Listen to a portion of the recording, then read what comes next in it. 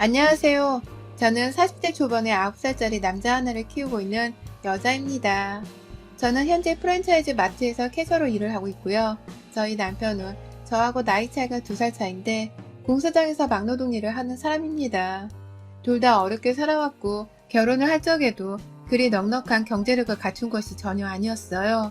지금이야 돈 없으면 결혼하지 말라고 하지만 그 당시는 내세울 거 하나 없는 부모님들에게 결혼 안 하고 얹혀 사는 자식이 있는 것만으로도 수치였는지 저희 두 사람은 서로의 부모님 성화에 못 이겨서 결혼을 했습니다. 제가 34, 그리고 남편은 32살이에요. 당시에도 저는 돈 버는 게 급급해서 고등학교 때부터 시작한 알바를 놓지 못한 채 발전 없는 인생을 살고 있었고, 남편은 다니던 직장에서 실직을 하고는 막 공사장 일을 시작했던 참이었는데요. 저도 잘 모르겠습니다. 이 사람하고 결혼해서 같이 살면 잘 살 희망이 전혀 보이질 않았음에도 나와 똑같이 사는 게 힘들어 보이고 살기 버거워하는 게 보이는 남편에게 동정심 같은 게 들어버렸던 듯 해요. 처음부터 잘 살던 부부가 아니었기 때문에 목표는 그리 크지도 않았고 그저 우리가 보금자리로 살 수 있는 집만이라도 좀 갖게 해달라고 열심히 일을 했는데, 제가 아이를 낳고 2년도 채 되지를 않아 살고 있던 전셋집에서 반지하로 쫓겨나 이사를 오고야 말았습니다. 남편이 아주버님 사업하는데 보증을 잘못 썼거든요. 다른 사람도 아닌 남편의 가족으로부터 당하게 된 사기와 비슷한 일이었는지라 집안은 발칵 뒤집혔고, 그때 남편이 잃었던 전세금과 더불어 저희 부부가 예를 들이고 햇빛 하나 들어오지를 않는 반 지하에 살게 되면서 시어머니는 그 꼴을 보고 혼절을 하셨어요. 가뜩이나 답 없이 사는 애들이 결국 지 형 때문에 일이 되었다면서 가슴을 치셨습니다. 하지만 그때의 일은 순식간에 흐지부지 되었어요. 시아버지가 장남이 일 한번 벌리려는데 겨우 돈 한 번 잃어버린 거 가지고서 기죽이려 한다며 없던 일로 무마를 하라며 강요를 하셨거든요. 그래봤자 힘도 없고 돈도 없는 양반이었지만 저하고 남편 그리고 시어머니는 한 집안의 가장이란 이유로 그 말을 들어야 했고요. 남편은 괴로움에 한동안 숨만 마셨고 저는 어떻게든 얘를 보면서 버티긴 버텼는데, 순식간에 날아간 우리 돈과 함께 반 지하집에 살게 된 우리 처지가 너무 딱하다면서 정말 심적으로 힘들었습니다. 앞으로 더 열심히 모아도 아이가 학교를 들어가기 전까지 이 반지하집을 벗어날 수 있을까 싶기도 해 겁이 너무 났어요. 어떻게든 열심히 살아서 빨리 지금보다 나아져야 하지 않겠냐며 남편하고는 이를 악물고 정신을 차려냈고, 남편은 그날부터 거의 허리가 부서져라 닥치는 대로 일을 했습니다. 저는 저대로 아이를 돌보며 집에서 할 수 있는 부업이란 부업을 다 해봤고, 또 애가 좀 커서는 유치원에 보내는 명목으로 나가서 아르바이트라도 하며 생활비를 보태기 시작했어요. 할 수 있는 게 많지 않았음에도 아이를 위해서라도 어떻게든 한 살이라도 더 젊을 때 돈을 벌어야 했습니다. 시어머니는 내내 큰아들로 인해서 작은아들 내가 고생을 한다는 것을 잘 아셨는지 저희를 살뜰히 챙겨주고 걱정해 주셨습니다. 본인도 넉넉지 않은 삶을 사시면서도 늘 나눌 것이 있으면 내가 좀 가져다 주랴 하면서 물어봐 주셨고, 애가 잘 크는지 매번 전화를 해주시고 밥 먹이고 보고 있을 테니 저희 부부끼리 좀 쉬라며 불러주기도 하셨어요.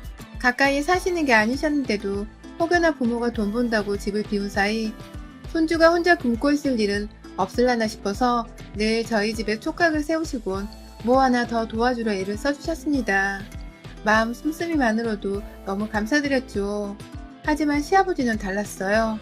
부창부수는 개뿔. 정말 어쩌다 저런 따뜻한 시어머니가 양아치 새끼만도 못한 시아버지와 살게 되셨는지 제 속이 다 뒤집어질 지경이었어요. 시아버지는 애초에 장난만을 고집하고 생기는 아주 고지식한 분이셨어요. 저희 결혼할 적에도 솔직히 저나 남편한테는 관심이 1도 없으신 분이셨어요. 자식 결혼하는데 관심이 없으니 자식이 어디서 어떤 환경에서 사는지에 관심을 가질 리도 없었고, 그나마 손주가 태어나고 나서는 딴에 집안의 대를 이을 놈이라나 뭐라나 하면서 우쭈쭈 한번 해준 것이 다였습니다. 애가 초등학교 입학할 때에도 시어머니는 손수 밥 한 끼 차려서 얘 학교 가는 거 축하해주고 싶다며 본인 집에 우르르 몰려오면 부담스러워 할까봐 직접 도시락까지 싸다가 저희 집에 가지고 오셨어요. 더 좋은 선물 못해줘서 미안하단 말씀과 함께요. 그런데 저희 시아버지는 제가 선물까지도 바라지 않습니다. 그냥 잘 다니라는 인사 정도라도 해주기를 바랬어요.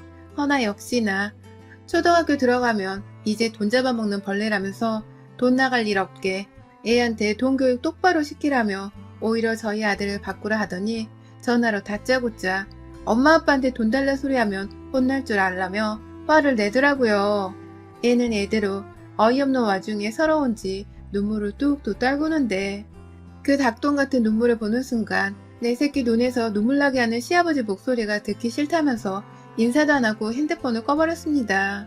시아버지는 그걸로 한동안 며느리가 시아버지 전화를 먼저 끊는 건 내가 살다 처음 본다 면서 며느리 잘못 드렸다고 저를 흉보며 한동안 내내 화가 나 계셨고요. 그 후로도 저한테 삐졌다면서 화난 티는 팍팍 내시며 평소 같으면 아예 연락도 안 하고 둘째 아들네는 쳐다도 안 보실 양반이 일부러 자꾸 전화를 하면서 사사건건 시비를 거셨어요. 평소에도 돈이 필요하면 지 큰아들은 사업도 망했고 어려우니 안 된다고 감싸면서 저희 부부한테는 돈 달라는 말을 줄곧 하신 양반이셨거든요. 그런데 그 삐져있는 동안에는 대놓고 전화가 와서는 100만원씩을 턱 부르더니 예전에 나 환갑일 때 그리고 칠순이 때 제대로 잔치도 해주지 않아 놓고 그냥 지금까지 가만히 있으려고 했냐?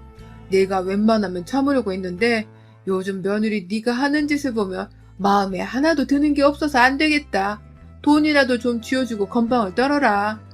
라면서 용돈을 달란 소리도 하셨고요. 자식 새끼 키우는 것도 벅차 죽겠는데 아버님한테 100만원을 어떻게 주냐면서 어이가 없다고 한숨을 쉬면 여자가 시아버지 앞에서 재수없게 한숨을 쉬고 그러냐? 돈 안 주려고 아주 꼼수랑 다 쓰는구나. 라며 저를 욕하다가 남편한테 직접 전화를 해서 돈을 줄 수 있는지 없는지 확인을 해보겠다며 굳이 막노동하는 자기 아들한테 돈 달라는 소리를 한다고 전화까지 하셨어요. 아버지란 사람이 어째 저렇게 개념도 없고 정도 없고 사람이 쓰레기만 같던지요. 남편이 일하다 말고 아버지한테서 돈 빌려달란 전화가 왔었다며 숨이 꺼져가라 땅바닥을 쳐다보며 우울해하는데 그 모습을 보는 저도 속이 상하고 옆에서 이런 부모를 봤을 자식 새끼도 속이 말이 아니었을 거고요. 진짜 이놈의 시아버지만 생각하면 정말 시어머니 때문에 감사하려 하다가도 시간의 정이 뚝뚝 떨어졌습니다.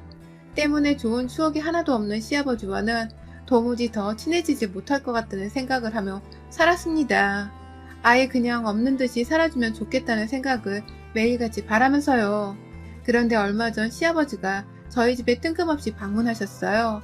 집이 좁아 이 집 구석에 오기도 싫다며 평소에 매번 내 앞에서 무안을 주시곤 하던 시아버지셨는데 너네 집 다 와간다 라며 웬일로 저희 집을 찾아오는 중이라는 전화를 한 시아버지의 연락에 제가 얼마나 긴장을 했는지 모릅니다. 이번에는 어떤 일로 와서 제 속과 아이 속을 뒤집어 놓을까 싶어 말이죠. 일을 하고 있는 중이어서 선택이 없었어요. 일단 에라 모르겠다는 심정으로 시아버지께 집 현관 비밀번호를 먼저 알려드렸고 저는 일이 끝나려면 아직 2시간 정도 더 남았으니 먼저 들어가서 나중에 하교하고 오는 아이와 계시라고만 말을 남겼죠. 시아버지도 순순히 알겠다고 대답을 하셨고요. 혹여나 시어머니도 오시는 건가 싶어서 물어보니 시어머니는 혼자 집에 계시는지 네 아버지가 지금 너희 집에 가셨냐? 라며 저만큼이나 놀라하셨습니다. 혼자서 저희 집을 굳이 올 일이 생전 없는 분이셨기 때문이었죠. 갑자기 혼자 오신다는 말에 저는 더욱 긴장을 했고 설마 집에 와서 또 돈 달라는 소리를 하는 게 아닌가 싶어 오만 걱정이 다 들었어요. 그렇게 두어 시간이 흘러 저는 퇴근을 하자마자 정말 똥 마려운 강아지 마냥 집으로 허겁지겁 뛰어갔습니다.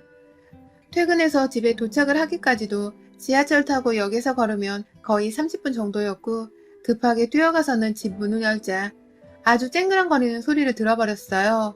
왜 이렇게 집에 늦게 오냐며 저를 혼내는 시아버지가 현관 쪽에 부엌에 걸어둔 작은 종을 던져버리신 것이었습니다. 옆에는 저희 아이가 이미 할아버지한테 혼이 날 대로 혼이 났는지 눈물 콧물을 쏙 빼서는 엄마 하면서 제자리에 서서 주먹을 꽉 쥔 채로 눈을 감으며 우는데 애엄마들은 이게 어떤 울음인지를 알 겁니다. 애가 너무 의지할 곳이 없고 무서움에 떨다가 지 엄마 얼굴을 보고서 긴장이 풀려가지고는 저한테 도와달라고 외치는 소리였어요. 그 꼴을 보니 제가 속이 또 뒤집어져서 무슨 일인데 애가 이렇게 자지러지게 울고 있어요? 라며 신발부터 후다닥 벗고서는 집 안으로 달려들어 제 아이부터 안았습니다. 왜 우냐고 오지 말라고 얘를 한참 동안 달래는 동안 시아버지는 뒷짐만 지고서 자기는 아무 죄 지은 게 없다는 식으로 저희 집을 하염없이 둘러보더군요. 둘러볼 거리도 안 되는 좁은 집구석 안에서 찬찬히 집을 훑어보는 시아버지의 모습은 저희 집에 오고서 2시간가량 동안 집 한 번 제대로 볼 여유 없이 얘를 잡아 혼냈다는 것을 반증하는 것과 다름이 없었습니다. 무슨 일 때문에 얘를 이렇게 혼내셨냐고 묻잖아요. 라면 저는 예이고 뭐고 그 순간 속이 이미 뒤집혀진 후였는지라 무작정 왜 내 애를 이렇게 잡아놨냐며 소리를 질렀어요. 그 와중에 애는 할아버지 무섭다며 제 앞에서 바지에 오줌까지 싸버렸더라고요. 제가 얘를 울리면 안 되는 건데 답답한 마음에 저도 모르게 얘한테 왜 우냐니까 라면서 소리를 질렀고 이내 잘못한 것을 알고는 엄마가 미안해 라면서 얼마나 안아줬는지 모릅니다.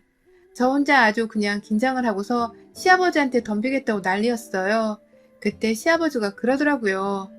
아니 집구석에 들어왔는데 있으면 문을 열어줘야지. 할아버지 목소리 듣고도 문을 안 열어준다고 그러고 모른 척 하고 있으면 어떡해.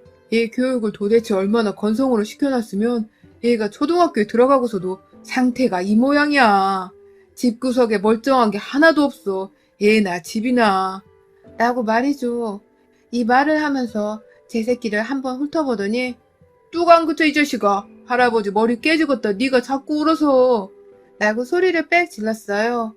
얘가 하도 할아버지와 좋은 기억이 없었다 보니 갑자기 들이닥친 할아버지 목소리에 겁을 먹고는 집안에서 숨어서 나오지를 않았나 보더라고요.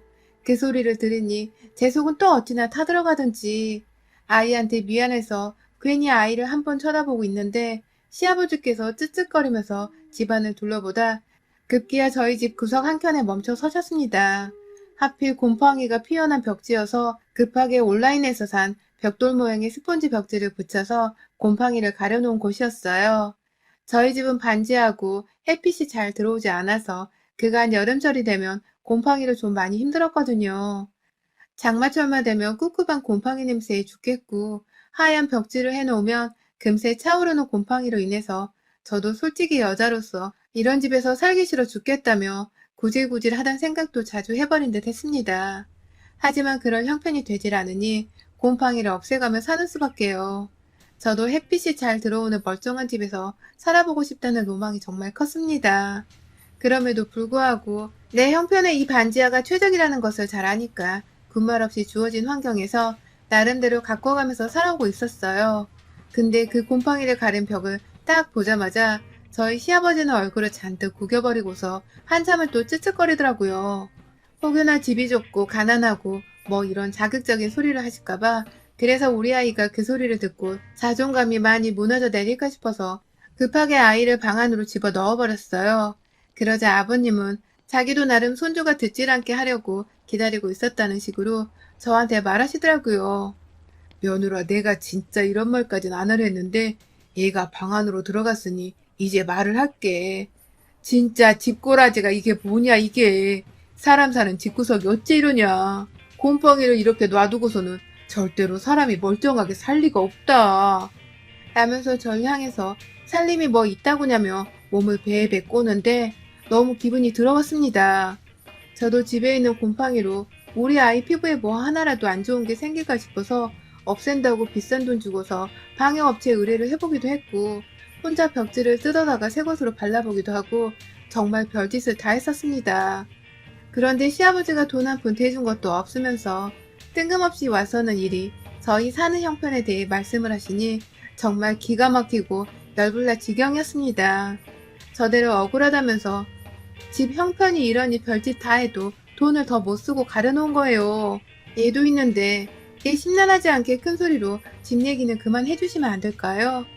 라면서 급기야 제가 태세를 받고서는 자세를 급 낮추고 제발 좀 집으로 가달라며 사정을 하기 시작했는데요. 시아버지가 그러시대요. 어이구 더러운 짓거라지. 이러면 부부 사이 관계는 멀쩡히 하냐? 곰팡이 낀 걸로 내 아들이 성병이나 걸리는 게 아닌가 몰라. 이렇게 더러운 걸 집안에 모시고 살면 몸이 안 남아돈다니까? 라면서 저희 부부관계에 대해서 물어보면서 제 눈을 빤히 쳐다보는데 저 진짜 낯 뜨거워서 얼굴 붉혀지고 정말 죽는 줄 알았습니다. 너무 충격적이고도 뜬금없는 시아버지 질문에 제가 그만 이성을 잃은 채 그만 좀 하시라고요. 얘 듣는다고요, 안에서. 라며 소리를 질렀고 급기야 그런 와중에 제 목소리에 지레 겁을 먹긴 한 건지 아니 내가 그 말을 하러 온 건 아니고 그냥 돈 좀 있으면 빌려달라고 한 100만 원 정도만 있으면 좀 줘봐. 내가 뭐라도 용돈으로 좀 쓰게.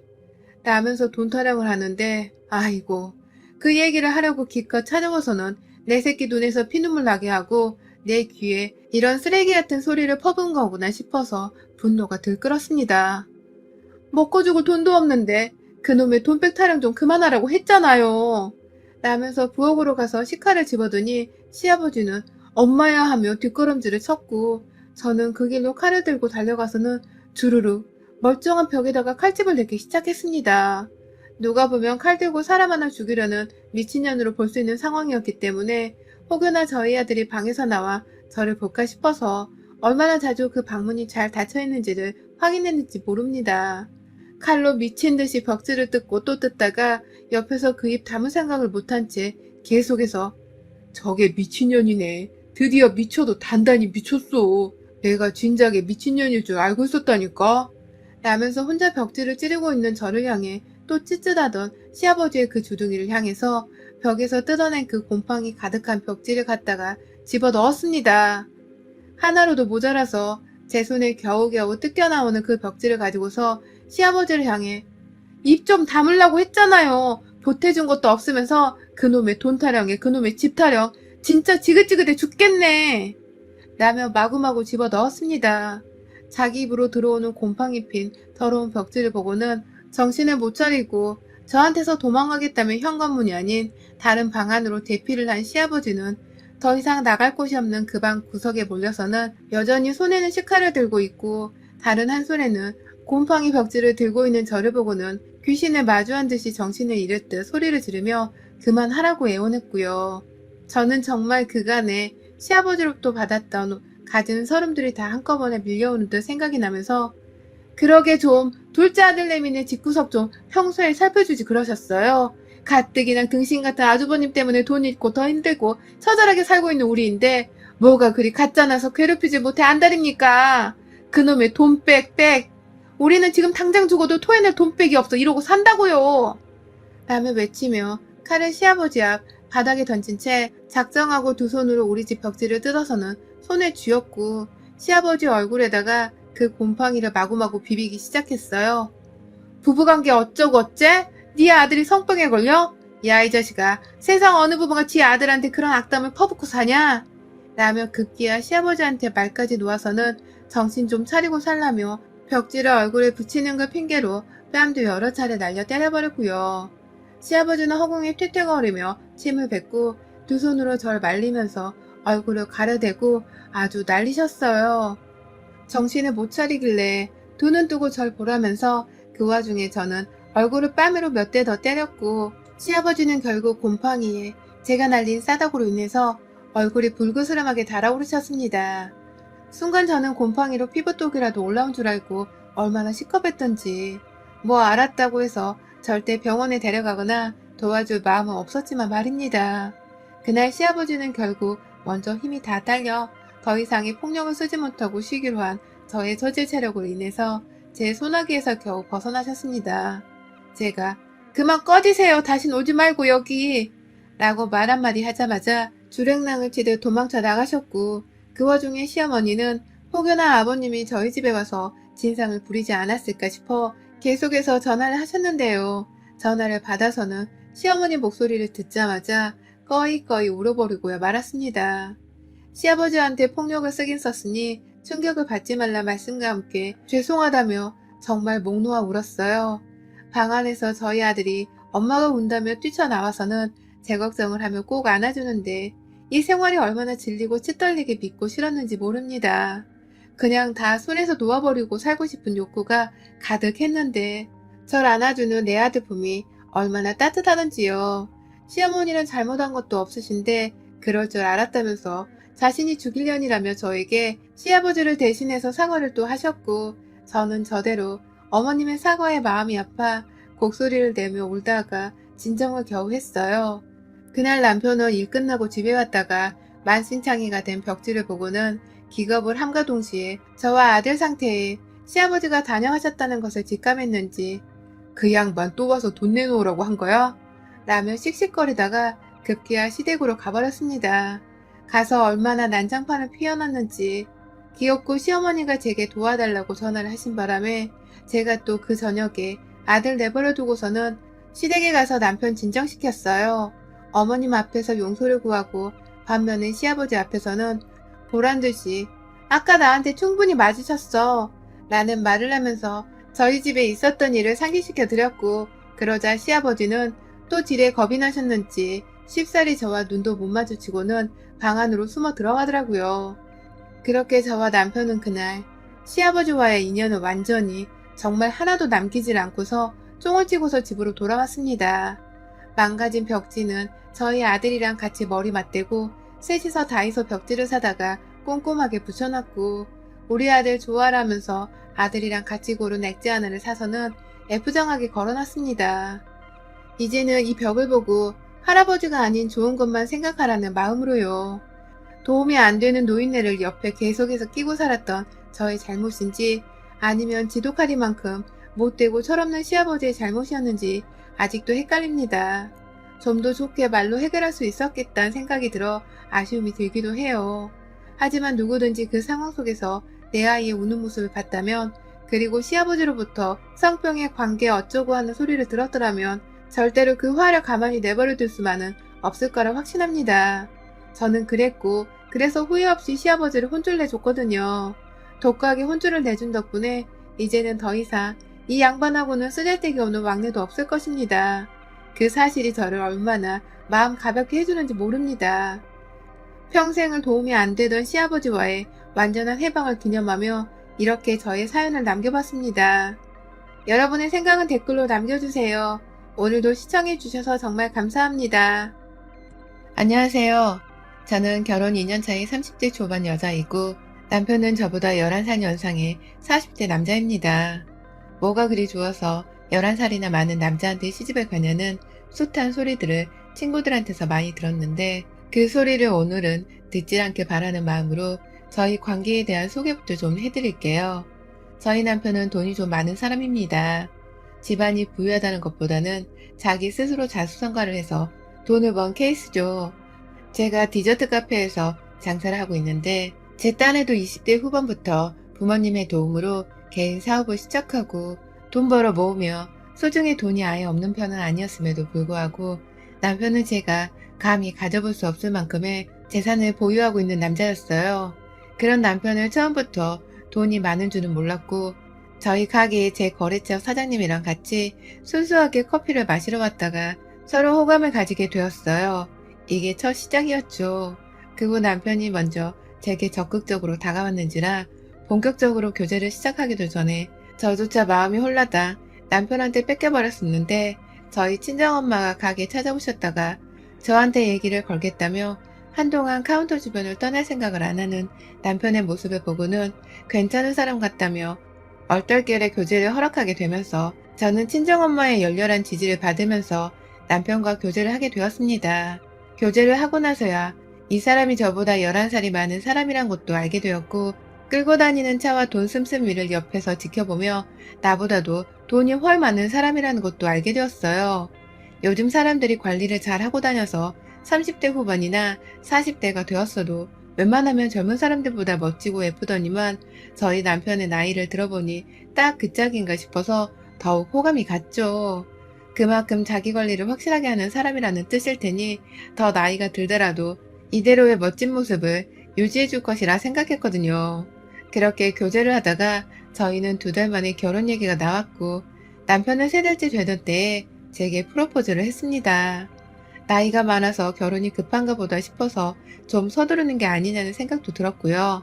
주변 친구들이 연애를 더 하고 딴 사람도 좀 만나보다가 결혼을 하지 왜 이렇게 급하게 프로포즈를 받고 시집을 가려 하냐면서 부정적인 시선도 많이 던졌습니다. 저조차 이 결혼이 좀 빠르다는 생각이 들었고요.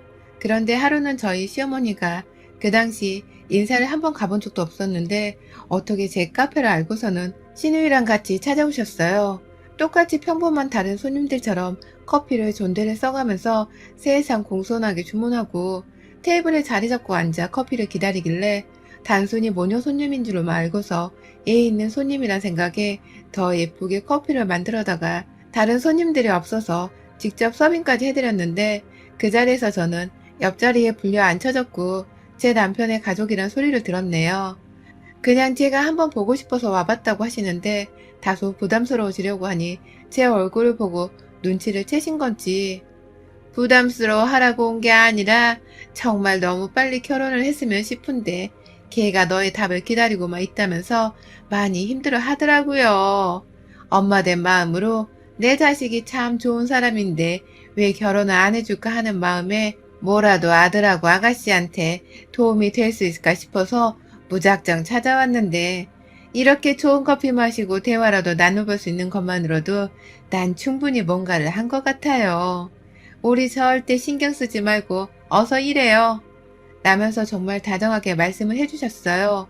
일하라고 배려도 해주시고 자기 아들한테 패기치기 싫다면서 저한테 말을 걸고 있는 그 모습을 스스로도 민망해 하시던 그 모습이 참 배려가 넘치는 분인 것도 같다 싶었습니다. 실제로 신우이와 시모의 인상도 너무 좋았었고요. 그래서 솔직히 그날 두 분이 직접 저를 찾아오셔서 말을 걸어주신 것만으로도 저는 남편과 함께 사는 상상을 한 번 더 해보며 흐뭇해하다가 결혼을 하겠다고 승낙을 해버렸네요. 좋은 가족들 사이에서 남편도 좋은 것들을 많이 보고 배우지 않았겠나 싶었고 솔직히 그 시기에 사귄 지 반년도 채 되지를 않았는데 제가 어찌 남편과 헤어질 생각을 했었겠나요. 사랑의 콩깍지가 씌어서는 결혼을 해야 할 시기 그리고 결혼을 해도 되는 상대인지에 대한 옳고 그름을 제대로 판단할 그 시야 자체가 단단히 흐려져 있던 때였었죠. 결혼을 하면서는 남편의 도움을 받아 집을 장만했고 남편의 도움으로 집 인테리어부터 가구들까지 싹 다 제 스타일로 채워 넣었습니다. 남편이 하고 싶은 대로 하라고 해서 건네준 카드로 쓰고 싶은 만큼 써서 신혼집을 꾸몄고 대신 저희 친정에서도 집 해주고 결혼식 해주니까 고맙다며 예단을 시부모님이 원하시는 대로 아낌없이 해드렸어요. 신랑이 절대로 빈손으로 오라고 사정을 했었음에도 제가 괜히 꼴리기 싫어서 예단값을 2억 해갔으니 저도 절대로 모자라게 시집을 간 건 아니라 생각했습니다. 그런데 시집을 가보니까 돈을 얼마 써서 시집을 갔는지는 하나도 중요한 게 아니었어요. 아예 작정을 하고 제게 사기를 치려 한 시모와 시누이를 대하는 게 배로 힘들었죠.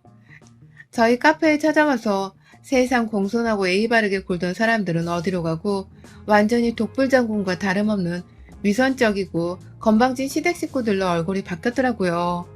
그리고 뜬금없게도 며느리한테 그리 독불장군처럼 굴게 되신 이유는 다름 아닌 아이 때문이었습니다. 저 이제 결혼한 지 2년 차입니다. 이제 2년요. 이제 제 나이가 30 막 지나 30대 초인데 시모랑 신우는 결혼을 하고 나서 딱 2달 정도의 유예기간 동안은 폭풍 전화처럼 잠잠히 제게 잘 대해주더니만 그 2달이 끝이 나고서부터 신혼을 채 다 즐기지도 못했는데 옆에서 내내 애를 낳으라고 닥달을 해대며 저를 못살게 구박해대더라고요. 처음에는 남편이 나이가 있어서 2세를 낳는 것을 이리 보채시는가 싶어 좀 알딸딸했습니다. 제가 시어머니의 입장과 남편의 입장을 생각하지 못한 채 이기적으로 나 혼자만 생각을 해서 모두가 2세를 닥달하는 지경이 된 건 줄 알았어요. 하지만 필요 이상으로 애가 들어서지 않는다면서 결혼 2달 차부터 옆에서 애 소식은 없냐? 원래 이쯤 되면 애가 들어서야 하는 게 정상인데 니들 혹시 밤에 피임하는 건 아니지? 라고 부끄러운 질문을 해댄다거나 아니 우리 아들이 벌써 나이가 40이다. 네가 이런 식으로 나오면 내가 이 결혼을 허락할 이유가 없었지. 난 당연히 네가 결혼하자마자 애를 순풍순풍 잘 낳을 줄 알았는데 벌써 내가 2달이나 기다리질 않았냐. 일부러 스트레스 받을까봐 2달 동안 아무 말도 않고 있었더니 이러다가 올해 가기 전에 임신은커녕 나 죽는 꼴 보겠구나. 라면서 극단적으로 말씀까지 하는데 제가 너무 부담스럽더라고요. 애를 혼자 낳는 것도 아니고 둘이서 같이 낳는 건데 단기간에 임신하기를 바라다 못해 자기 죽는 거 보고 싶지 않으면 애를 빨리 가지라고 하니 죽을 맛이었습니다.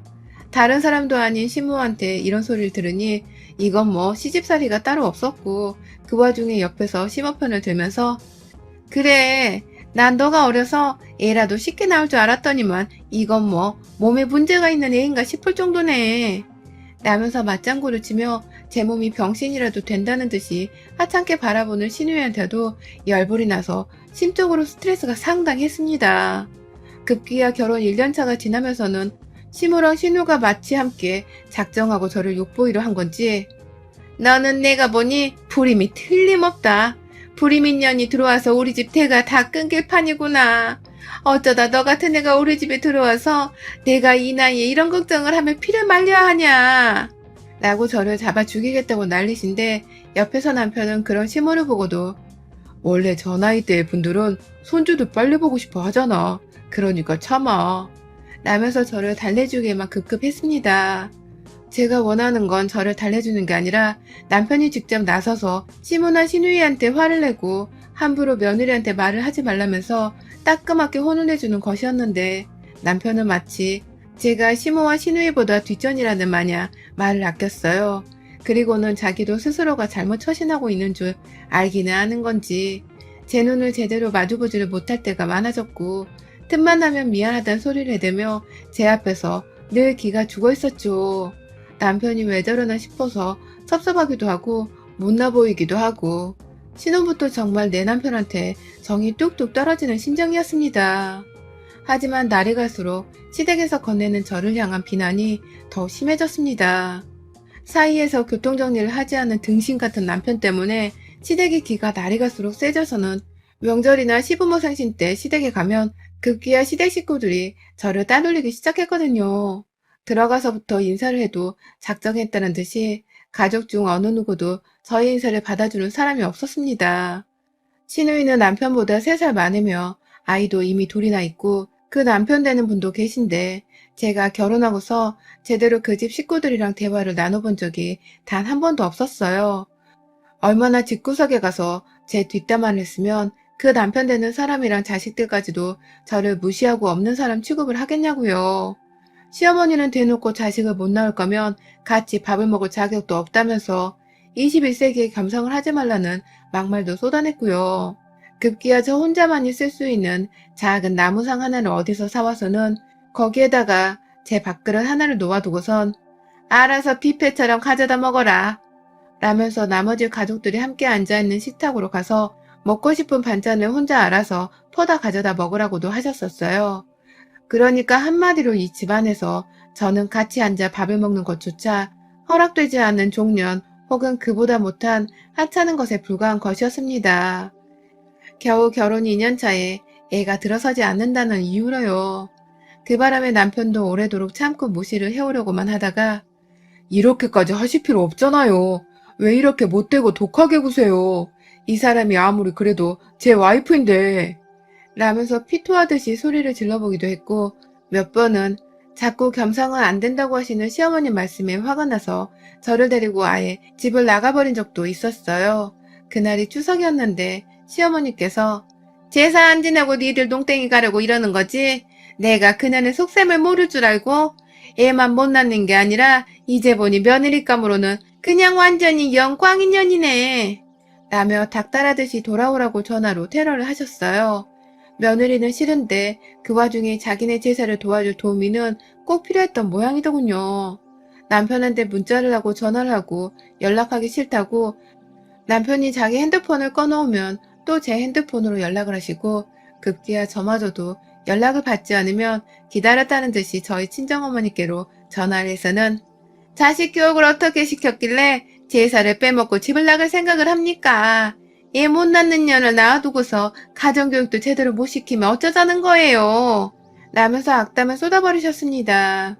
저희 엄마는 시어머니의 다른 욕설보다도 애 못 낳는 년이라고 욕을 하신 것에 단단히 화가 나신 바람에 그날 바로 놀라셔서 저희 집으로 찾아오셨고 저는 그제서야 시어머니가 저희 엄마한테까지 어려운 줄 모르고 전화를 해서는 무례할 정도의 심한 욕을 했다는 사실을 알게 되며 이 결혼을 그만 끝내야겠다 생각했어요. 도저히 상식적이지 않은 이 시댁이랑은 진절머리가 나서 안 되겠다며 당장 이혼을 하겠다고 그날 친정으로 부모님과 함께 도망쳤고 시모를 다시 보기 싫다면서 저희 집 근처도 가지 않은 채 변호사부터 선임하고 이혼 소송을 하려고까지 했습니다. 하지만 이때 이혼하지 못했어요. 남편이 절대로 이혼을 할 수 없다며 자신이 좀 더 중간 교통정리를 잘하겠다며 매달리고 무릎 꿇고 울고불고 아주 이혼하지 말아달라고 용서를 구하느라 저희 친정집이 떠나갈 듯이 시끄러웠었죠.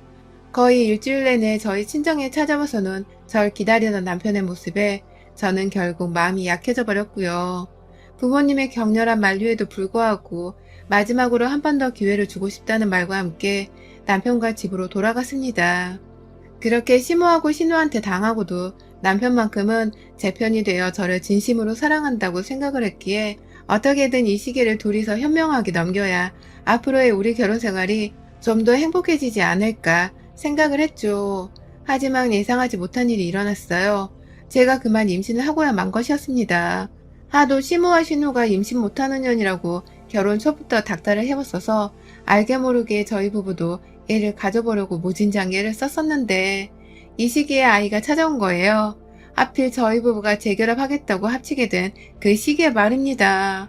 솔직히 아이 때문에 남편에 대한 화도 스르르 풀렸고 어떻게든 이제 아이가 생겼으니 시모와 신우도 저를 더 예뻐라 해주지 않을까 싶었어요. 시댁에 가서 사랑을 받을 수 있다는 확신을 가지면서 출근한 남편한테 전화로 이 사실을 불이 나게 알렸고 이내 저는 시댁으로 달려갔습니다. 그런데요, 전 그날 시댁에서 시모한테 정말 쳐죽임을 당할 뻔했어요.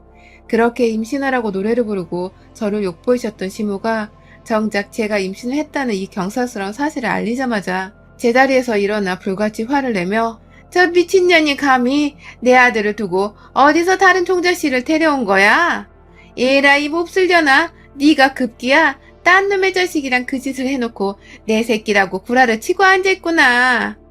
라면서 임신한 며느리를 소파 위 쿠션으로 내리치고 던지고 정말 난리였어요. 그 바람에 저는 임신했던 사실을 알리자마자 도로 도망치듯이 시댁 밖으로 나왔고 이내 닫힌 시댁의 문 뒤에서 들려오는 시모의 외침에 저는 그만 좌절하고야 말았습니다. 글쎄 시모가 내 아들이 불임인데 니까짓게 어떻게 임신을 하냐고. 내 아들이 불임인 것도 열불나 죽겠는데 전현이 진짜 보자 하니까 라고 하는 거예요. 남편이 불임이라고 말입니다. 집안에서 저를 향해 목청이 터져라 욕을 하며 말하시는 시모의 말이 무슨 뜻인지 알아야겠다면서 다시 문을 두드려 열어달라 했습니다. 그러자 시모는 자기가 지금 뭔 말을 했나 싶었는지 아예 그냥 인기척도 내지를 않은 채 가만히 있다가 한참 후에야 할 말 없으니 썩 꺼져라 라는 말을 남기곤 또다시 인기척을 내지 않았고 그 사이 제 남편한테 데려가라는 문자라도 보낸 건지 얼마 지나지 않아 남편이 불이 나게 달려왔어요. 저는 남편을 보자마자 집구석으로 들어가 네 엄마가 한 말을 해명하라며 남편의 등짝을 쳐대며 시댁문을 끝까지 열라고 발악을 했고 결국 쓰러지기 일보 직전까지 눈물을 흘려대고 있던 저를 보다 못한 남편이 시댁의 문을 열고 안으로 들어갔습니다. 저를 데리고 말이죠. 집 안으로 들어가니 시모는 빨리 집 데려가지 않고 뭐해. 나는 저 불결한 년을 그냥 보고 있을 수만은 없어. 확 유전자 검사라도 해가지고 네 새끼 아닌 거 밝혀내고 소송이라도 하자. 위자료라도 받고 헤어져버려. 라면서 집 안으로 들어오는 저와 남편에게 자신이 한 말에 대해 변명을 할 생각을 하지도 않은 채 제 유일한 남자인 남편의 아이를 가진 저에게 유전자 검사를 시키라는 악담까지 하는 걸 보니 이쯤 되면 시모가 뭐 때문에 내 자식이 남편의 자식이 아니라고 확신을 가지는지에 대해서 알 것 같더라고요. 설마 남편이 불임인 것이 사실이고 나를 뺀 모든 시댁 식구들과 남편이 처음부터 알고 있었던 것이 아닌가 싶었고 그럼에도 임신을 한 내 몸뚱이는 더더욱 혼란스러웠습니다. 이게 다 뭔 일인가 싶어 머릿속이 진짜 혼동의 연속이었어요. 그런데 제가 정신을 못 차리자 남편은 도저히 안 되겠다는 듯이 지 엄마를 붙잡아 두고는 말하더라고요. 엄마 제발 와이프의 내 맞아. 나 불임 아니야. 라고 말입니다. 처음부터 불임 아니었어. 나 불임 아니야. 라고 재차 말을 하며 제발 좀 그만 좀 하라고 시모 앞에서 온몸을 떨어대며 화를 쏟아내는 남편을 보며 저와 시모 그리고 그 옆에 있던 시부까지 모두가 얼어붙고야 말았습니다. 저는 이게 다 뭔 소리냐고 혼자 이해를 못하고 있었고요. 시모는 너 정말 불임 아니야? 불임이라고 했잖아. 불임이라 결혼도 못한다 했잖아. 근데 이제 와서 왜 불임이 아니란 거야? 갑자기 정자가 생길 수도 있는 거야? 라면서 속사포로 자신의 궁금증을 풀겠다고 말을 쏟아내는데 남편은 거기다 대고 아니 엄마가 하도 결혼을 하라고 옆에서 재촉하고 못 살게 구니까 내가 어떻게든 핑계를 만든다고 했던 소리였지. 나 불임 아니야. 얘 뱃속에는 내 애 맞고 그러니까 제발 그놈의 임신 타령에 친자 타령은 그만해. 나 진짜 쪽팔리고 미안해서 안에 볼 면목이 없어. 라고 죽겠다며 막 머리를 쥐어뜯더라고요. 와, 이 새끼들이 설마 했는데 이제 보니 그간 나를 단체로 속였었나 보더라고요. 그러니까 애초에 남편은 자신이 늦은 나이가 되도록 결혼을 하지 못하고 있자 시어머니로부터 엄청난 욕을 먹어왔었고 결국 그 잔소리를 피하고자 자신이 불임이라서 결혼할 사람을 찾기도 힘들고 결혼을 해서도 안 된다는 거짓말을 얼떨결에 해버렸는데 그걸 사실로 받아들인 시모와 시누이를 포함한 이 시댁 것들이 나중에 나타난 남편의 애인이었던 저에게 끝까지 말을 해주지 않고 고의적으로 빨리 아들을 결혼부터 시키겠다면서 친절하고 좋은 사람 마냥 연기까지 해선 저를 식당으로 데려가 놨더라고요. 임신을 하라고 임신이 안 되는 건 며느리 탓이라면서 고의적으로 더 저를 욕하고 제 탓이라는 것처럼 저만 핍박을 줬던 시모와 신우가 알고 보니 그간 임신이 안 되는 건 자기 아들이 불임이었었다고 생각을 하고 있었음에도 저에게만 비난의 화살을 돌리며 괴롭혔던 것입니다. 그걸 다 지켜보면서 남편은 본인 입장만 난처해질 생각을 하며 결국 자기 부모한테는 입 밖으로 진실을 꺼내지 않았고 여태 이를 이렇게까지 키워놓다가 이제서야 자신이 불임이 아니었던 사실을 털어놓은 것이었죠. 시모는 시모대로 자기 아들이 불임이 아니라는 사실과 함께 그간 아들이 불임인 줄 다 알면서도 임신이 안 되는 걸 저한테 욕하며 괴롭힌 사실이 들통나자 당황하신 듯 제자리를 벗어나 안방으로 도망치듯 들어가 버리셨고 저는 저대로 불임이라 거짓말을 하고 나를 고의적으로 괴롭혔다는 사실을 알곤 정신줄을 놓아버렸어요. 뱃속 아기를 생각했어야 했는데 그간의 서름이 복받치며 엉엉 울다가 옆에 있는 남편에게 주먹질을 했고 안방으로 뛰쳐간 시모를 가만 안 두겠다면서 시모를 쫓아 안방에 들어가서는 제 핸드백으로 시모의 낯짝을 얼마나 때려 부수려 했는지 모릅니다. 다 네 아들 탓이었던 건데 나한테 임신을 하라고 그 지랄을 해왔던 거야? 겨우 30 초반인 나한테? 네 아들 불임인 게 들통날까봐 일부러 나를 더 괴롭혀서 정신을 못 차리게 했던 거야? 겨우 결혼 2년도 안 된 새내기 나한테? 라며 미친년처럼 욕을 속사포로 뱉어내며 시모의 멱살을 잡았다가 그 노인네한테 주먹질을 날리며 아주 발악을 했고요. 겨우 저를 말리는 남편의 손에 이끌려 집을 가고 나니 눈 떠보니 제가 병원이더라고요. 아무래도 너무 소리 지르고 울어서 혼절을 했던 것 같습니다. 근데 옆에서는 저희 부모님도 와 계시고 저는 이미 애를 유산했다면서 그 자리에서 엄마는 엉엉 울고 그 맞은편에서 남편도 울고 아빠는 남편으로부터 있었던 일에 대해서 모두 전해 들으셨던 건지 제가 깨어나고 남편이 울자마자 기다렸다는 듯이 남편을 질질 끌고 병원 밖으로 끌고 나가셨어요. 아빠와 남편의 뒷모습으로 시선이 따라가다 보니 저 멀찌감치서 시모랑 신우 그리고 시부가 안절부절을 못하면서 서 있다가 저희 아빠를 말려보겠다며 우르르 따라 나가더라고요. 그날 얘를 잃고서 몸이 만신창이가 된 건 저 하나뿐이 아니었습니다. 남편은 저희 아버지 손에 맞아 죽을 뻔했고 아빠를 뒤따라가는 시댁 것들을 확인하자마자 저희 엄마도 따라 나가셔서는 병원 밖에서 막 사람들 비명소리가 들리는데 나중에 병원 안으로 들어오는 저희 부모님을 보니 두 분은 멀쩡하신데 뒤에서 따라오는 남편과 시모, 신우에 심지어 시부까지도 머리가 흐트러져 있고 눈물 콧물 다 쏙 뺐는지 훌쩍이면서 두 손 공손히 모아 들어오더라고요. 그 와중에 남편은 지 부모 자존심은 생각을 못하는 건지 끝까지 사람들 보는 앞에서 저희 부모님과 제 앞에 무릎을 꿇고는 제가 다시 책임지게 해주세요.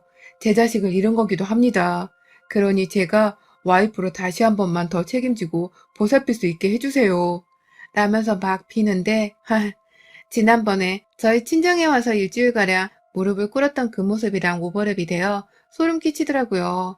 저렇게 다시 잘해주겠다고 말만 해놓고선 나중에 또 무슨 사건 사고가 내게 일어날지 몰라 퍽 두려웠습니다.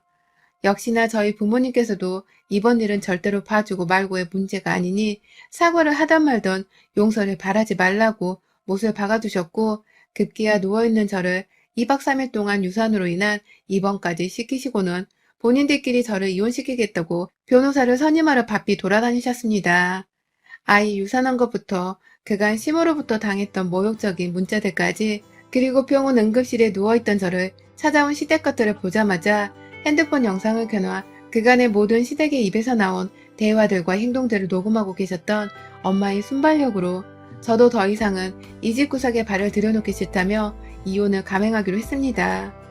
그때 몸부터 추스리느라 바로 이혼 소송을 시작할 수는 없었으나 증거 다 모으고 부모님의 도움으로 남편과 시부모님 그리고 신우 4사람에게 정신적 위자료 청구 소송을 걸었고요. 결혼 전 이미 남편이 불임이라고 알고 있었고, 그럼에도 며느리인 저에게 사실을 알릴 생각도 안 하고 오히려 임신을 못하는 죄를 물어 정신적 피해를 입혔던 시댁 것들에게는 사기죄로도 고소를 해버렸어요. 제가 정신적 충격과 피해로 인해 유산을 하게 된 것에 대해서는 손해배상 청구 소송을 걸어 배상도 요구했고요. 그리고 그 당시 걸었던 이 소송들은 저는 현재 싸그리 다 승소를 해서 남편과의 이혼으로 위자료 3천만 원에, 시댁에서는 오로지 시모를 상대로만 정신적 가해 이력이 인정되어 겨우 500만 원을 받고 끝이 났으나, 재산 분할하면서 제가 결혼하면서 해간 돈 2억을 그대로 다 현찰로 돌려받았고요. 남편은 그에 더해서 자신의 죄로 이 일이 다 벌어진 거라며 언제든지 다시 재결합을 할 생각이 있으면 자신에게 와달라는 말과 함께 현금 5억을 건넸습니다.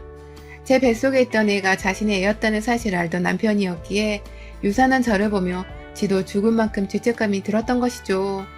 결국 저희는 돈 7억 3,500만 원에 완전한 이혼을 한 깔끔한 관계가 되었고요.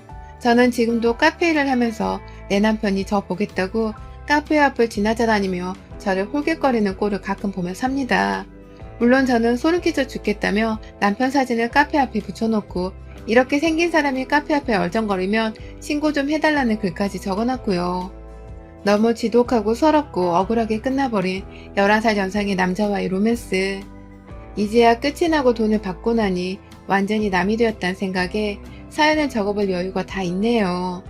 다시 그때로 돌아간다면 절대로 이 결혼을 하지 않을 테고, 망가진 내 몸을 보며 슬퍼할 일도 없을 거고, 죽은 내 아이를 떠올리며 안타까워할 일도 없을 겁니다.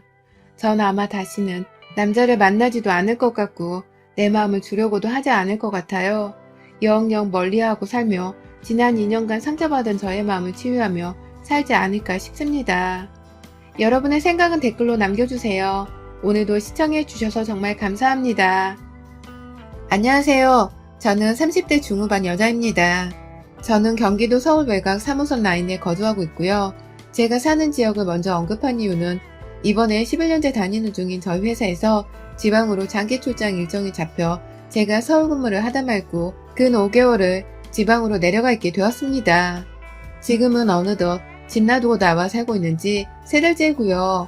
서울 위쪽에 살다가 저 아래로 내려가 살게 되느라 회사에서 재정적인 지원이 모두 다 나옴에도 불구하고 좀 신경 쓸 것들이 참 많았는데 요즘은 집 떠나 스트레스보다 더한 일로 정신이 하나 없네요. 저는 동갑내기 남편을 31살에 만나 33세 결혼을 했습니다. 지금은 결혼한 지 3년이 좀 넘어가는 중이고요. 남편은 직장인들끼리 만나 모여 문화를 다지는 소셜 클럽에서 만났고 거기 사람들이랑 두루두루 친하게 지내기도 했지만 남편이랑은 이성적인 관계로 발전이 되어선 연애를 하고 결혼까지 하게 되었습니다. 저하고 하는 일도 비슷하고 나이도 똑같고 심지어 제 키가 좀 큰 편인데 둘이서 키도 비슷비슷한지라 공통되어 보이는 게 정말 많았어요. 성격이 여성처럼 세심하기도 한 남편 모습이 다소 우스꽝스러운 면도 없잖아 있었지만 저한테는 이성적인 호감이 되는 부분이었는지라 만족스러웠고 양가 부모님 모두 건강히 잘 살아계시고 부부가 결혼하는데 경제적으로 해주시겠다고 하니 딱히 걸리적거리는 것이 없이 식을 잘 추렸습니다. 가진 분수대로 살고 싶었는지라 서울 한복판에서는 아파트를 구할 수는 없었고 대신 개발 중인 서울 부근에 경기도 아파트 하나를 공동 매입해서 빚 없이 살고 있는 중이고요. 시어머니께서 물려주신 살림템이 많고 저희 친정엄마가 바로 가까이 있는 서울 지역에 살고 계시는지라 서로 왔다 갔다 하면서 살림 도움도 많이 받고 있습니다. 늦게 결혼해서인지 아이가 바로 생기진 않았고 지금 제 나이가 30 중후반에 딱 턱걸이가 되는 상황인데 그 후에 아이를 낳을지 말진 남편과도 현재 진행형으로 계속 얘기를 나눠보던 중이었고요. 문제는 잘 지내오다가 제가 갑자기 단기지방 정근을 가게 되면서부터였어요. 둘이서 부부 사이에 문제가 있었던 것도 아니고 싸움을 밥 먹듯이 하느라 잠깐이라도 설을 안 봤다가는 금세 갈라지거나 마음이 식어버릴 단순한 관계도 절대 아니었습니다. 그만한 믿음이 있었기 때문에 저는 저대로 회사 업무가 중요하다는 이유로 회사 숙소로 출장을 떠났습니다. 둘 사이에 애가 있는 것도 아니고 제가 무슨 몇 년씩 집을 떠나 얼굴 한번 못 보고 사는 것도 아니고 무엇보다 주말이 되면 둘 중 아무나라도 KTX 타고서 금방 왔다 갔다 하며 얼굴을 볼 수 있는 환경이었기 때문에 거절할 이유가 없었습니다. 남편도 하는 일이 중요하고 또 회사에서 숙박부터 식비까지 다 제공을 해주고 대기업이라서 월급도 기존보다 적어도 몇 프로는 더 얹혀주는 거였으니 오히려 돈 더 벌어온다고 조화라 했어요. 마누라 없어서 기분은 안 좋지만 돈 더 벌어오니까 나 소니 사줘. 라면서 실실 쪼개기도 했어요. 참고로 소니는 이름이 더 긴데 제가 영어라서 제대로 기억은 못하고 남편이 내내 게임하고 싶다면서 사도 되냐고 조르던 게임기기 이름입니다. 그렇게 서로 얼굴을 붉히거나 가지 말라고 울고 불고 질질 짜며 헤어진 게 전혀 아니었습니다. 저는 저대로 지방에 내려와 지금까지 3개월 살면서 오히려 더 남편과는 연애하는 기분을 만끽하며 매일같이 카톡하고 전화하고 퇴근해서 저녁 시간 되면 뭐 먹고 있냐며 영상통화도 걸며 나름의 장거리 부부 사이를 즐겼습니다. 아무래도 저는 며느리다 보니 저희 부모님께 연락하는 만큼 시부모님께도 인사를 드려야 한다며 전화도 번갈아 해드리며 안부를 묻느라 핸드폰을 늘 손에서 떼어놓지를 못했어요. 퇴근하고 집에 오면 그간 남편이랑 살면서 매일같이 해오던 밥하는 게 귀찮다면서 일부러 하지를 않았고 식비를 대주니 배달음식만 주구장창 마음껏 시켜 먹었고요. 그게 또 좋다면서 사진을 찍거나 영통을 걸어서는 남편과 통화를 하며 대화를 나누는 시간을 가졌고 그러면 남편은 귀찮아하면서도 제 말을 다 받아주면서 둘이서 거의 30분 정도를 통화했습니다. 제가 출장을 가고 나서부터 거의 바로 저의 친정엄마가 남편의 끼니를 챙겨주셨어요. 다 큰 사내놈이 지 혼자 밥도 못 차려 먹겠냐면서 엄마 힘든데 굳이 그렇게까지 반찬 챙기고 할 필요 없어. 가만히 있어도 돼. 라며 제가 말리기도 해봤지만 엄마는 엄마대로 사위가 아들 같은데 어떻게 내버려 두냐면서 기어코 남편이 출근한 사이 저희 신혼집에 가서 집 청소도 하고 냉장고도 채워놓고 가끔 밥이랑 아예 저녁 식단까지 싹 다 만들어서는 상차림을 해놓고 가곤 하셨습니다. 엄마가 한두 살 나이 드신 것도 아니고 환갑이 넘으셨는데 그렇게 가깝지도 않은 거리를 지하철 타고 매번 요리한다고 왔다 갔다 하시는 게 너무 안쓰러워 남편에게는. 당신이 거절 좀 확실하게 해봐. 우리 엄마 힘들어하는 거 나 못 봐. 라고 말도 해봤는데요. 남편은 오히려 장모님의 감정 표현인데 그걸 마냥 거절할 수만 있냐면서 대수롭지 않아 했어요. 엄마는 제가 하도 옆에서 가지 말라 하면서 걱정을 하는 게 신경 쓰이셨는지 그 와중에 바로 해결책을 내놓으셨고요. 바로 엄마 본인이 아닌 제 여동생을 저희 집으로 대신 반찬 배달을 보낸 것이었습니다. 여동생은 저하고는 좀 다르게 사는 애였습니다. 직장 다니며 한결같이 아침에 일어나 출근하고 퇴근하고 사는 저와는 달리 대학 시절부터 돈 모아 여행 가고 워킹홀리데이 가며 외국 생활을 즐기더니만 한국에 와서 어째 정신을 차렸는지 자기 전공을 살려서는 영어 학원을 하나 차리더라고요. 학원 운영을 하는지라 저처럼 아침이 바쁠 일도 없었고 학생들이 학교 마치고 오는 오후나 저녁이 되어서야 바빠지는 아이였죠. 엄마가 반찬 배달 시키기에 딱인 조건을 갖춘 자식이었습니다. 그래서 엄마도 출근하는 길에 혹은 할 거 없으면 좀 가서 형부 반찬을 좀 채워놓으라 심부름을 시켰죠. 차마 딸 자식이라서 동생한테 남자 혼자 사는 집이라며 청소까지는 시키기 힘드셨는지 다행히 반찬만 전달시키는 일만 맡아놓으셨고 저도 너무 미안하고 또 괜히 여동생한테 일거리를 준 것만 같아서 따로 전화도 여러 번 했었습니다. 혹시 몰라 경비로라도 용돈 겸 쓰라면서 돈도 보내주기도 했고요. 다행히 동생은 출근하는 길에 직접 운전을 해서 저희 집으로 가곤 했었는데 자차를 이용하니 별로 시간이 안 걸린다면서 대수롭지 않아 했어요. 오히려 혼자 사는 형부가 걱정되는 엄마 보는 게 더 스트레스였다면서 본인이 알아서 형부를 잘 챙길 테니 멀리서 제 건강이나 잘 챙기라면서 제 걱정도 겸해서 해주더군요. 동생 하나는 기똥차게 잘 뒀다는 생각이 들어 저도 걱정을 한시름 놓았고요.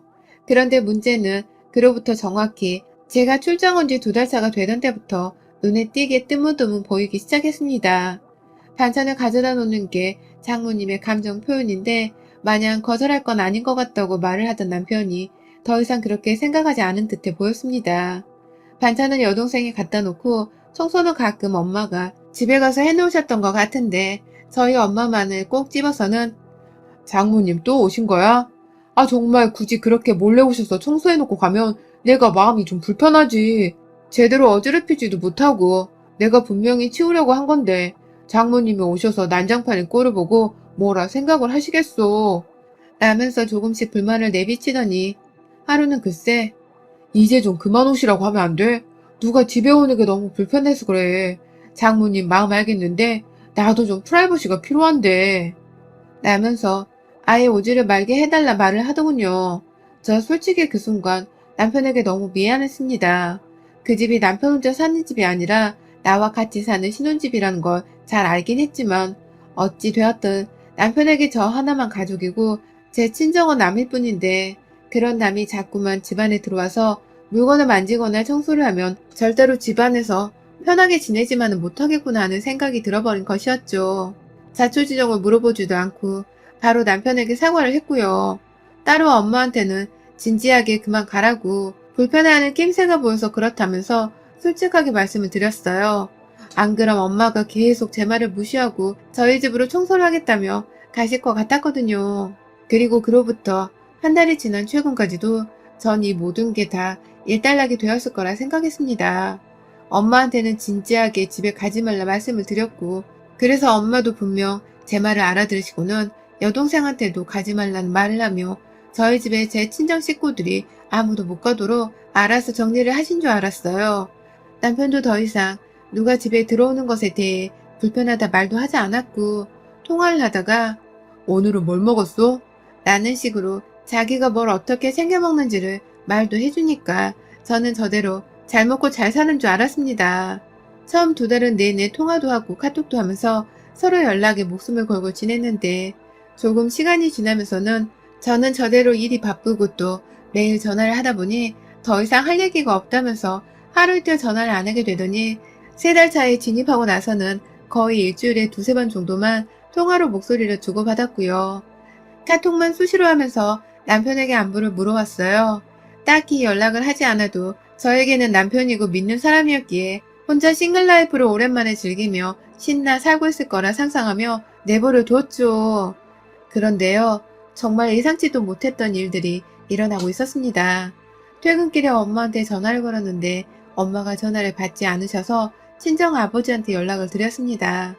뭐하고 계시냐는 안부 인사와 함께 자연스레 엄마 얘기가 나왔는데 글쎄다, 또 사위집에 갔나? 라고 하시는 거예요. 분명히 가지 말라고 한 게 한 달 전이었는데 또 사위집에 갔을지도 모른다고 하시는 아버지 말에 깜짝 놀라서는 아직도 가고 계신 거예요? 반찬도 바리바리 싸서? 라고 재차 물어보자 아빠가 그러시더라고요. 아니, 반찬은 네 동생이 꼬박꼬박 챙겨서 가고 있지.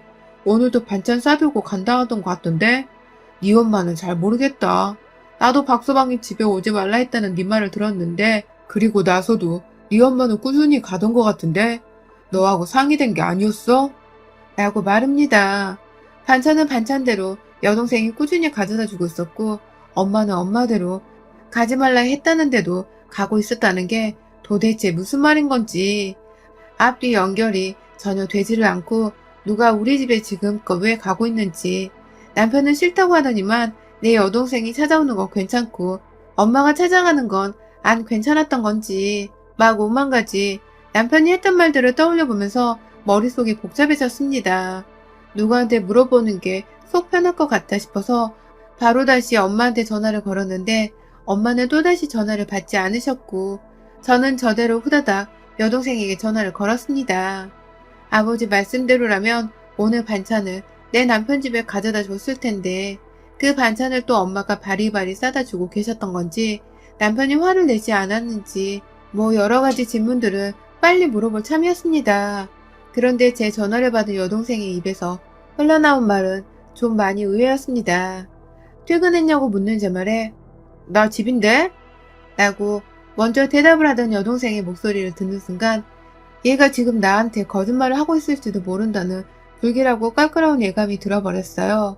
다른 사람도 아닌 내 여동생한테 이런 감정을 느껴버린 순간 더러운 내 머릿속을 말끔히 소독시켜버리고 싶었는데 그 다음에 흘러나온 동생의 말을 듣곤 도무지 마음이 어수선해 지방에 머물러 있을 수가 없었습니다.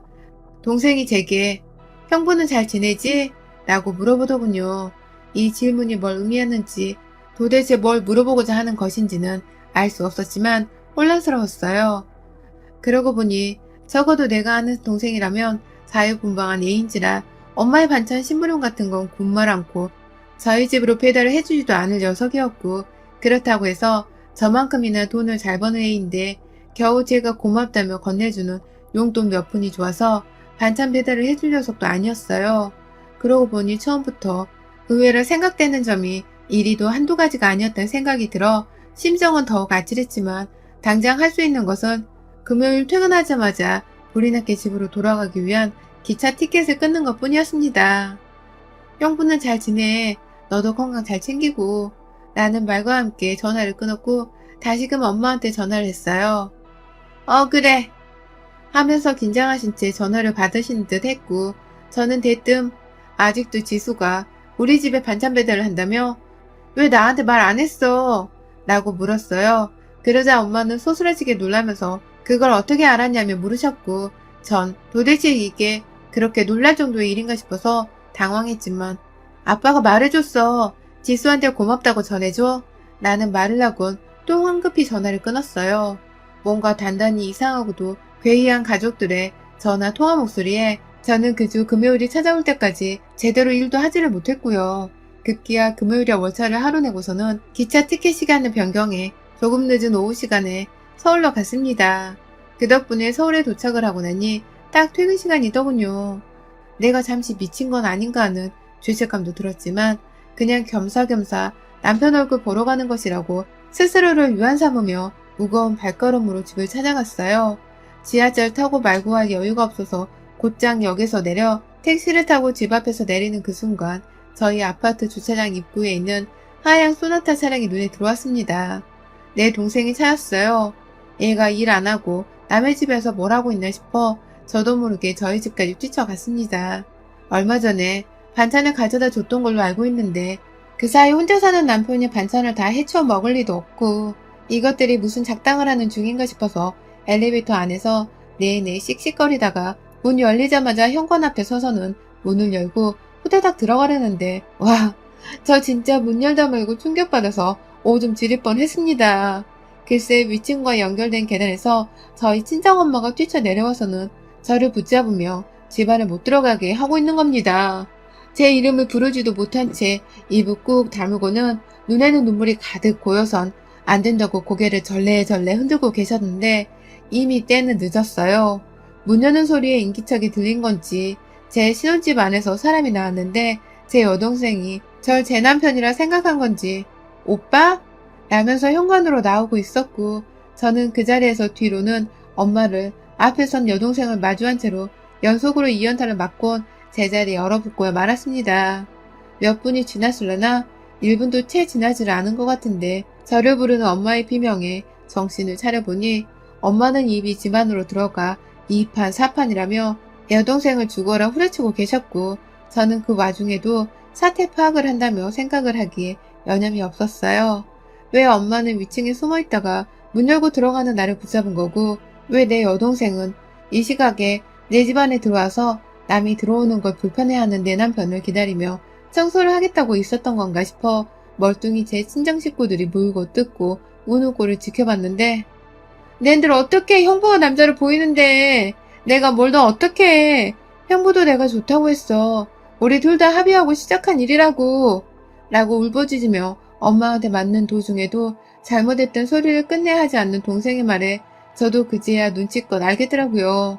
동생이 그간 저 없는 사이에 내 남편의 집에 들어와서 뭔 짓거리를 하긴 했던 것이었고 그걸 눈치챈 엄마가 늘 동생의 뒤를 따라서는 집에 와 둘을 의심하며 지켜보고 있었단걸요.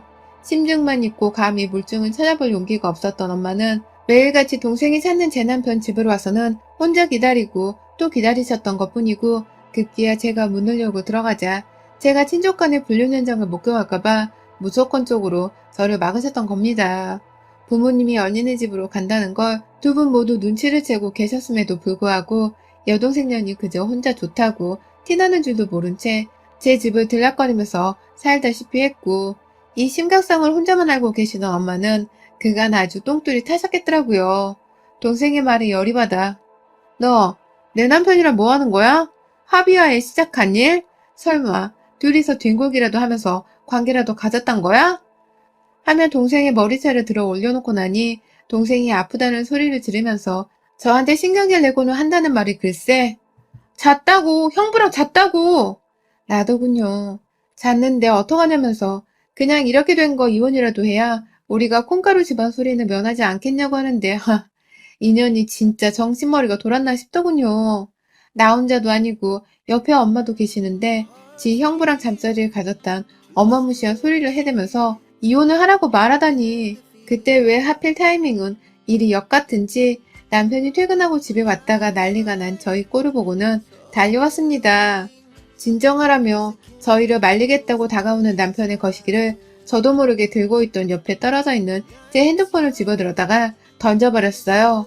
퍽소리 내며 주저앉아서는 아프다고 신음을 내뿜는 남편의 등짝 위에 올라가 네가 어떻게 나한테 이러냐면서 얼마나 울었는지 모릅니다. 너무 울어서 숨이 막 안 쉬어지는데 앞에서 씩씩대는 여동생의 꼴을 보니 속이 뒤집힐 것 같아서 힘이 솟아났어요.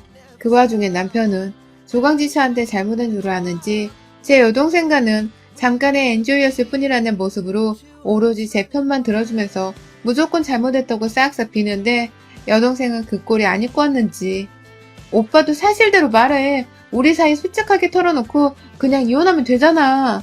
라고 하는데 남편이 여동생을 철저히 무시를 하다 못해 입닥치라고 뺨을 내리치면서 이 막장쇼는 막을 내렸고요. 완전히 봐주면서 끝을 낸 거냐고요? 아니요. 남편한테 뺨 맞은 여동생이 자기를 가지고 논 거냐면서 남편한테 달려들고 손톱으로 핥히고 제가 거시기를 때린 것처럼 남편의 거시기를 주먹으로 치느라 남편은 거의 실신하다시피 얻어맞다 결국 거시기에 타격을 입고 병원에 실려갔고요. 급한 대로 와이프라면서 제가 남편을 따라가긴 갔는데 다행히 상태는 멀쩡하다 해서 혼자 내버려 두고 나왔어요. 엄마한테 전화하니 친정하는 길이라 해서 저도 곧장 친정으로 향했고 아버지는 앞에서 여동생을 조업해버리더니 뒤늦게야 모든 사실을 알게 된 아버지가 불같이 화를 내시며 동생을 또다시 죽일 듯 잡아 패시고 결국 집안에서 완전히 내쫓아버리고야 말았습니다. 이 모든 게 바로 지난 금요일에 일어났던 일이었고요. 집에서 내쫓긴 여동생은 저도 잘 아는 여동생의 친구 집으로 들어갔는데 그 친구가 저한테 언니, 지수 우리 집에 있으니 걱정하지 마세요. 라고 안부 차원에서 문자를 보낸 것에 그년이 내 남편이랑 바람 피우고 지금 집에서 쫓겨났어. 내가 그년 걱정을 왜 해? 두 번 다시 내친 적 내 앞에 얼씬도 하지 말라 그래. 아 소송 걸 거니까 학원 문 닫을 각오 하라고 단단히 전하고 나 이거 절대로 그냥 묻고 안 넘어간다. 라고 답장을 했더니 친구 집에서도 뭔 짓을 한 거냐는 친구의 말에 대판 싸우고서 쫓겨나고 결국 집으로 다시 돌아와서는 그제서야 잘못했다고 싹싹 빌더군요. 잠시 사랑의 눈이 멀었단 감성적인 표현을 끄집어내는 동생년의 싸닥으로 몇 대 갈기고 나니 그제야 좀 속이 아주 조금은 풀리는 기분이었고 저희 부모님이 절대로 집에 못 들인다고 해서 동생은 완전히 하루아침에 낙동강 오리알이 되어버렸습니다. 저는 남편과 곧장 이혼소송을 하기로 하고는 제 모든 신혼집, 짐들을 친정으로 옮겼고요. 곧장 부동산 재산분할 하자며 그리고 위자료 청구를 한다고 법적 자문을 구하러 다니기 바쁩니다. 다행히 변호사를 선임하긴 했지만 지방으로 돌아와 일을 하면서도 이혼 준비를 하고 있고요. 동생년에겐 참 이런 말하기 너무 집안망신이라 쪽팔리지만 상간녀 소송을 걸었습니다. 저희 어머니 쓰러지셨고 아버지는 큰딸인 저를 너무 예뻐라 하시던 분이신데 도저히 동생이 저지른 짓을 용서할 수 없다면서 어머니 옆에서 화를 못 참고 계시고요. 급기야 동생 잡아 혼쭐을 내겠다고 저 직장으로 돌아온 사이 아빠 혼자서 동생이 운영하는 학원에 가서는 학생들 앞에서 동생의 뺨을 때리고 소리를 지르고 아주 개쪽을 주셨나봐요. 자식을 잘못 키웠다며 아버지 딴에는 본인이 할 수 있는 훈육이고 저에 대한 잘못을 구할 방법이셨던 것이죠.